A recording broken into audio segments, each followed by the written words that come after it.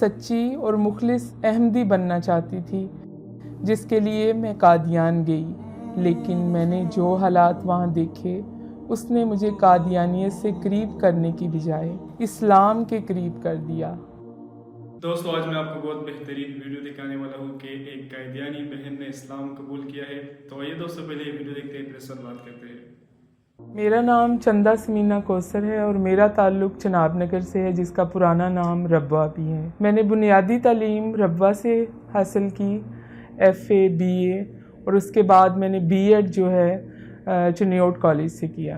B.Ed के बाद मुझे जाने का मौका मिला स्टूडेंट बेस पे स्विट्ज़रलैंड।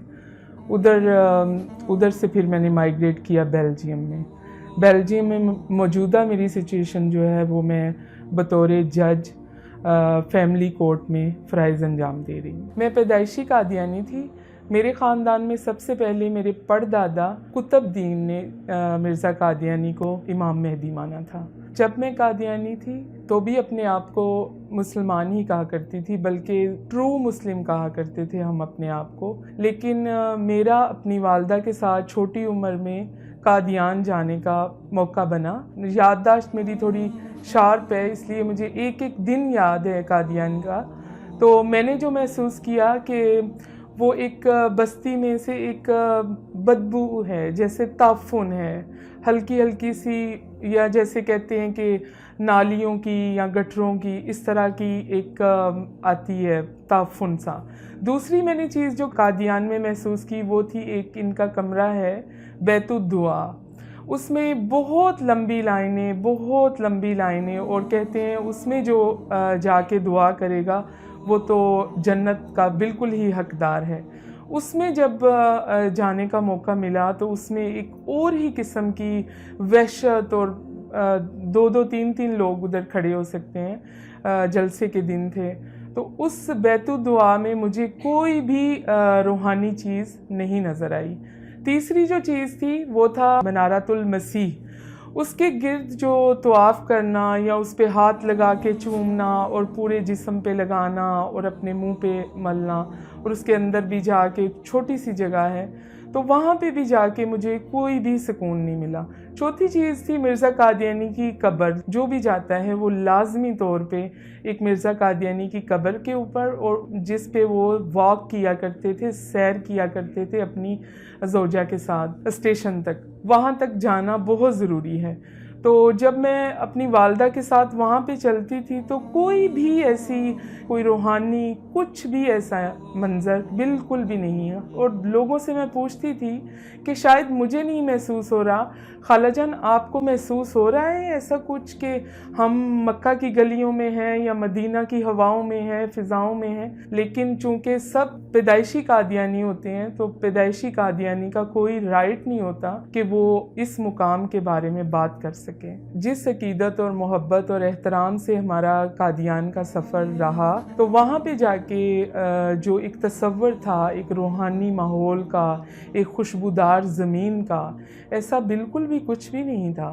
लोग बस अपने तय उसको मक्का मदीना का दर्जा दिए बैठे हैं। उसके बाद जब मैंने मिर्ज़ा कादियानी की किताबें इस लॉ से शुरू की कि मिर्ज़ा कादियानी ने ख़ुद कहा है कि हर अहमदी पे 3 दफ़ा मेरी किताबें पढ़ना लाजम है, तो मुझे पता चला कि हज़रत ईसा अलैहिस्सलाम जो खुदा ताला के सच्चे नबी थे और पाकीज़ा माँ से पैदा हुए थे, उनके बारे में जो गुस्ताखाना बातें थीं वो मैं जब अपने वालिद से शेयर करती थी तो मेरे वालिद जो हैं बहुत ज़्यादा खफा खून होते थे कि ये कोई मौलवी तुम्हें पट्टी पढ़ाता है। जैसा कि रूहानी ख़ज़ाइन जिल्द नंबर 19 में मिर्ज़ा कादियानी ने ख़ुद अपने हाथों से तहरीर किया है कि नाउज़ुबिल्लाह हज़रत ईसा अलैहिस्सलाम जो हैं वो शराब नोशी करते थे।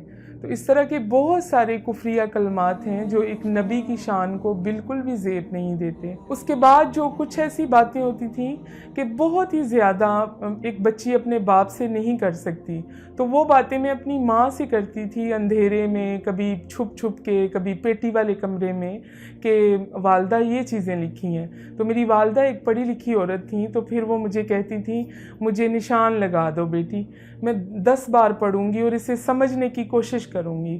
اور کئی دفعہ محلے کے مربی سے بھی میں رابطہ کرتی کہ آپ تو ہمارے استاد محترم ہیں, ہماری رہنمائی کریں, یہ باتیں دل میں ایک گرہ سی باندھتی جا رہی ہیں.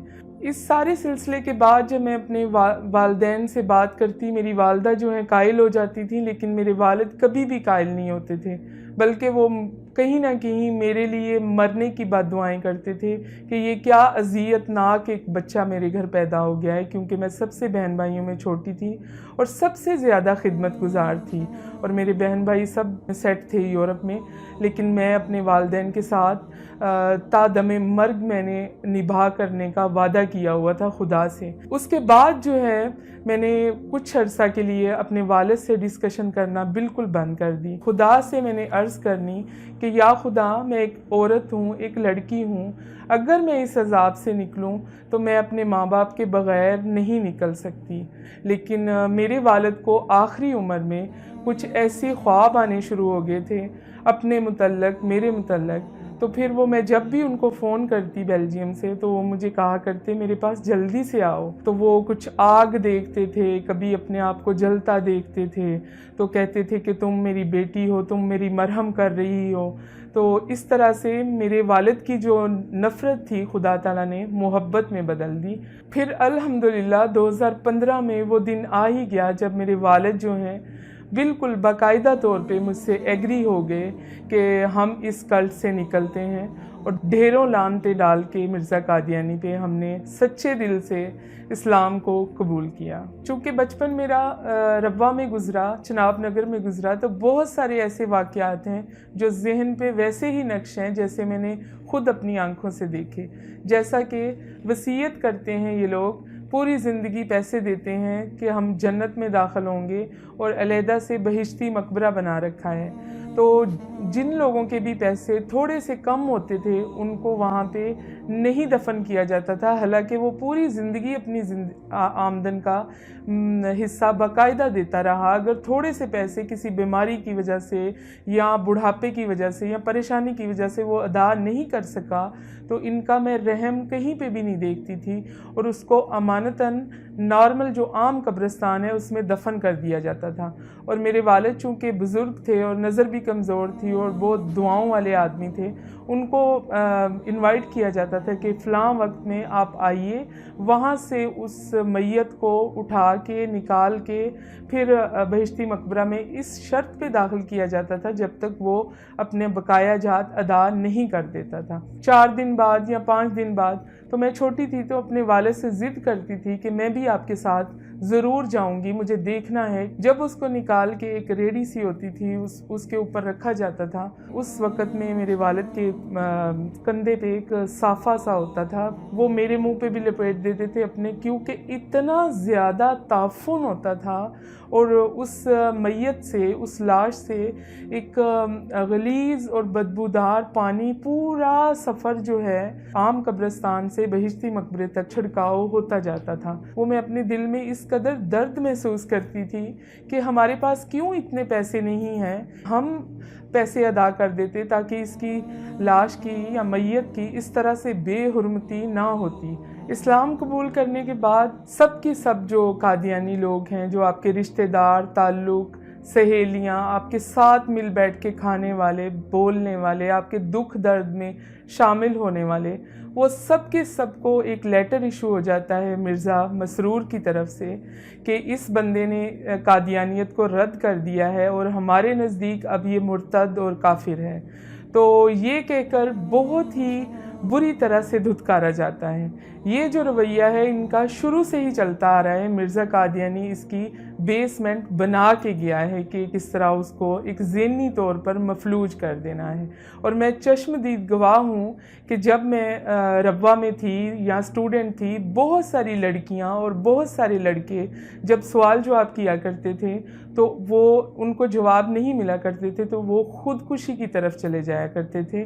چونکہ ان کے ہاسپٹل اپنے ہیں تو وہ خودکشی جو ہے وہ سامنے نہیں آتی تھی. اور اس کی مثال جو ہے وہ میں نے اپنے دل پہ اس لیے برداشت کی کہ میں تو بیلجیم میں تھی اور میرے ماں باپ جو ہیں ربوہ میں تھے, اور وہ ماں باپ جو ربوہ کی تعمیر میں جن کا ہاتھ تھا، جن کی اینٹیں لگانے میں انہوں نے اپنا خون پسینہ دیا ہوا تھا، ان کو مرزا مسرور کی وجہ سے اپنے گھر میں قید کیا گیا کہ آپ توبہ کریں، آپ ایک پر اثر شخصیت ہے محلے کی، اگر آپ اس سے نکلیں گے تو بہت سارے لوگ بھی سوال اٹھائیں گے۔ اور اوپر گلی میں کیمرے بھی لگائے جاتے تھے کہ کوئی بھی ان کی مدد نہیں کر سکتا، نہ ان تک کوئی فوڈ پہنچتا تھا، درد کی دوائی، ڈسپرین، کچھ بھی، محلے کا بالکل بائیکاٹ۔ تو اس طرح کے مصائب برداشت کر کے انہوں نے اپنی زندگی دے دی، اور ان کی ڈاکٹری رپورٹ جو میری والدہ کی اور میرے والد کی ڈیتھ سرٹیفکیٹ پہ ہے وہ ہے کہ ڈیتھ بیکاز آف ہنگر، بھوک کی وجہ سے موت۔ نہ کوئی ہارٹ کا مسئلہ تھا، نہ بلڈ پریشر کا، صرف ان کی وینوں کو جب چیک کیا گیا تو تقریباً 13 دن سے ان کے اندر کچھ بھی نہیں تھا، نہ پانی نہ روٹی، کچھ بھی نہیں تھا۔ اور وہ چھت پہ کھڑے ہو کے گلی میں لوگوں سے فریاد کرتے تھے کہ ایک سوکھی روٹی دے دو۔ وہ عورت جو قادیانی مربیوں کے لیے 40 لوگوں کے لیے ایک ٹائم میں کھانے بناتی تھی، وہ آخری عمر میں ایک لقمہ روٹی کے لیے ترس گئے اور دنیا سے چلے گئے۔ میری والدہ کی بھوک کی وفات کے بعد میرے والد جو تھے وہ گھر میں اکیلے تھے، ان کے پاس نہ کوئی راشن تھا، نہ کوئی پانی تھا، نہ کوئی صاف کپڑے تھے، نہ کوئی دوائی تھی، کچھ بھی نہیں تھا۔ تو وہ اکیلے تھے۔ پھر میں نے رابطہ کیا UNO کے ادارے سے اسلام آباد میں کہ آپ میرے والد کو امبیسی کے تھرو چیک کر سکتے ہیں، کیونکہ میرے والد اور میری والدہ جو ہیں بیلجیم رہنے کے بعد وہ بیلجیم کے بھی سٹیزن رہ چکے ہیں، لیکن ان کا دل نہیں لگتا تھا تو وہ واپس آ جاتے تھے۔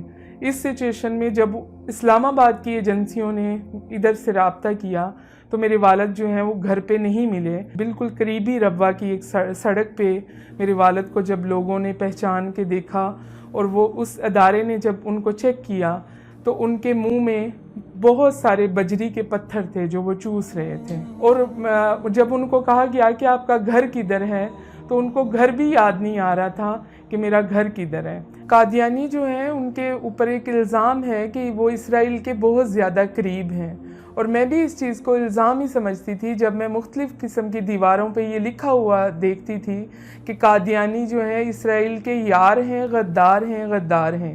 تو میں سوچا کرتی تھی کہ یہ کون سے ایسے مولاناز کو حق ہے جو قادیانیوں کو ایسا کہے یا باقاعدہ طور پر دیواروں پر تحریر کر دے۔ تو بہت ہی ایک غصے کی سی کیفیت پیدا ہوتی تھی۔ لیکن بیلجیم میں جانے کے بعد، ان کے سسٹم کے اندر جانے کے بعد، ایک تبلیغی طور پہ ان کا کام کرنے کے بعد اندازہ ہوا کہ یہ بالکل حقیقت اور حق اور سچ بات ہے، کیونکہ قادیانیوں کا ایک اعلیٰ سطح کا مرکز جو ہے وہ اسرائیل میں خود بنایا ہے، اور ادھر ان کا آنا جانا بھی ہے۔ اور 2014 میں باقاعدہ طور پر قادیانیوں نے چھوٹے چھوٹے ہر ایک کے کارڈز بنائے چپ کے ساتھ، جس میں آپ کی ہیلتھ، آپ کی ایجوکیشن، آپ کی عمر، آپ کیا کرتے ہیں، آپ پوری ایک بائیوگرافی کے ساتھ، اور یہ انہوں نے اس نام پہ بنائے کہ یہ ہماری سیکورٹی کے طور پہ ہیں۔ لیکن وہ ایک قسم کا معاہدہ تھا اسرائیل کے ساتھ کہ ہم پاکستان کی طرف سے یہ والی کمیونٹی جو ہے وہ اتنی تعداد میں آپ کے ساتھ شانہ بشانہ کھڑے ہیں۔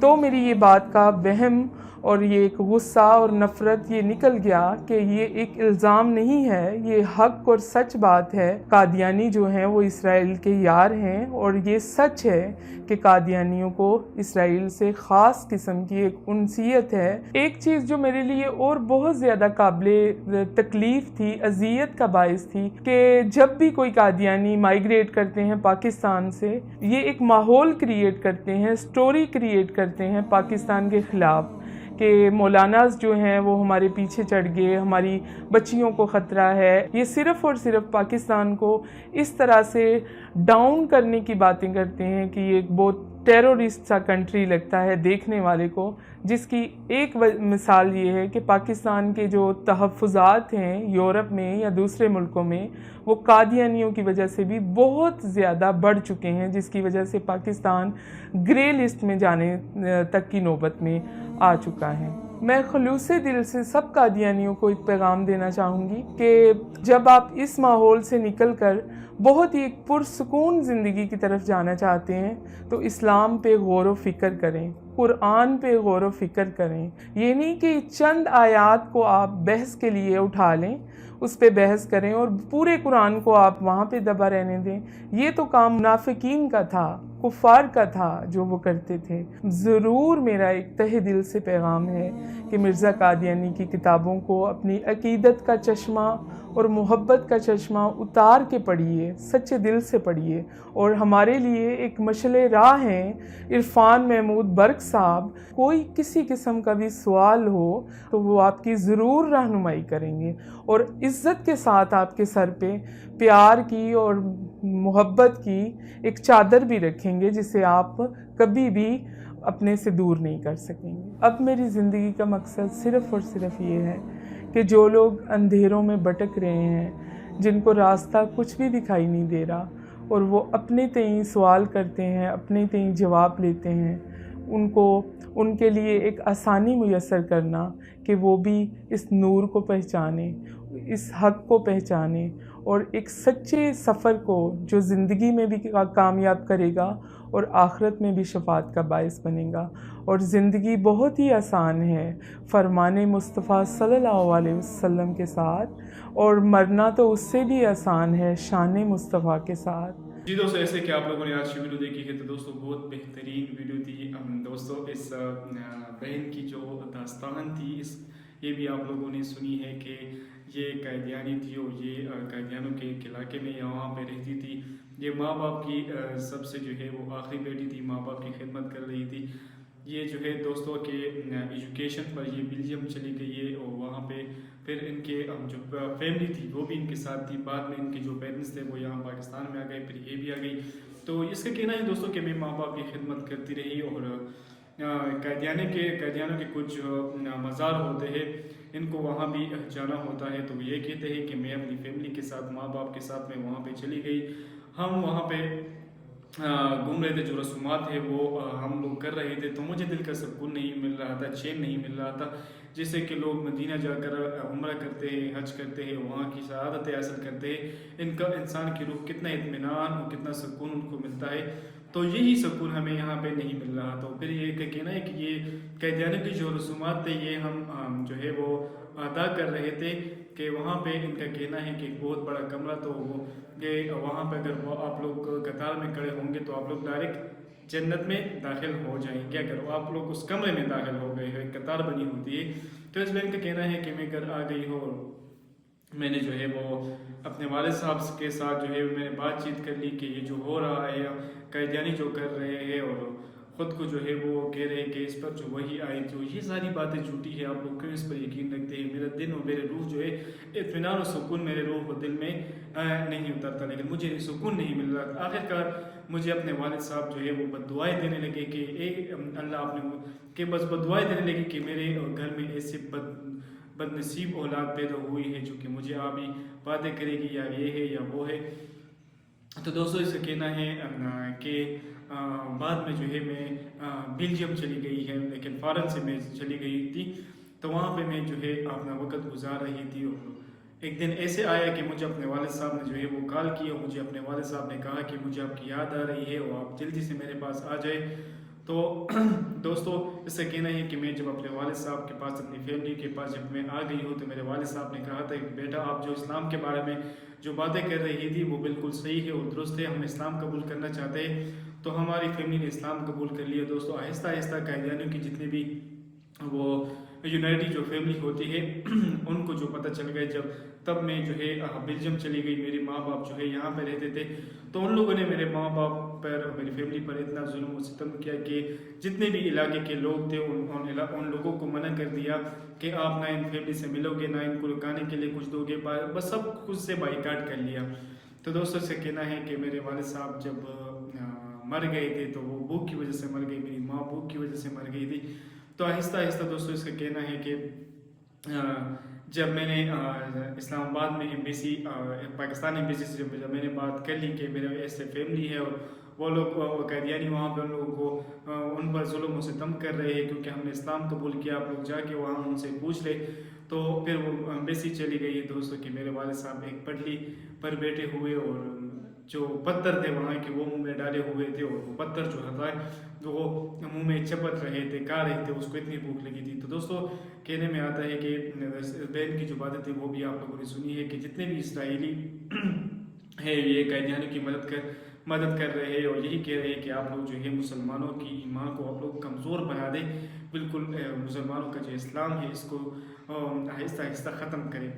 तो यही कैदियानी है दोस्तों कि इनको इसराइली वाले पैसे देते हैं, जितने भी कम्युनिटी होते हैं बाकायदा जो से इसराइल में इनके बहुत बड़े बड़े जो है वो अपने घर होते हैं, कम्युनिटी होती है, असम्बलियाँ होती है, बाकायदा ये लोग वहाँ पे जाते हैं और उनको कहते हैं कि हमने इतने मुसलमानों को जो है गुमराह कर दिया है, इस्लाम ने हमें बाकायदा एक बंदे के सर पर इनको बाकायदा पैसे मिलते हैं कि हमने इतने मुसलमानों को जो है वो कैदियानी बना दिया, इस्लाम से खारिज कर दिया।